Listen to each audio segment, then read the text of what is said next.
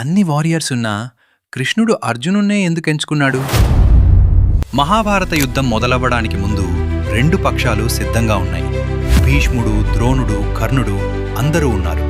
కాని యుద్ధం ఆగిపోయిన క్షణం అర్జునుడు ఒక్కసారిగా ఆగిపోయాడు. అతను తన ఎదురుగా చూసింది తన సొంత బంధువులను. అతని చేతిలోని గాంధీవం వదిలి, నేను యుద్ధం చేయలేను అన్నాడు. అప్పుడు కృష్ణుడు రథాన్ని మధ్యలో ఆపాడు.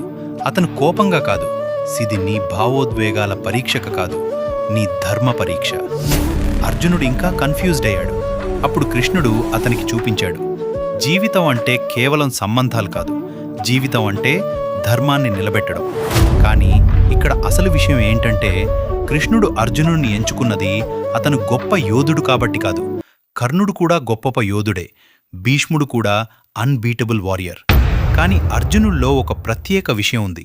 అతను ప్రశ్నించాడు, కానీ వినడానికి సిద్ధంగా ఉన్నాడు. అదే కృష్ణుడికి కావలసిన గుణం. ఎందుకంటే గర్వం ఉన్న మనిషిని మార్చడం కష్టం, కానీ నిజం తెలుసుకోవాలనుకునే మనిషిని మార్చడం సులభం. అందుకే కృష్ణుడు అర్జునుణ్ణి ఎంచుకున్నాడు. శక్తి కోసం కాదు, సరైన మనసు కోసం.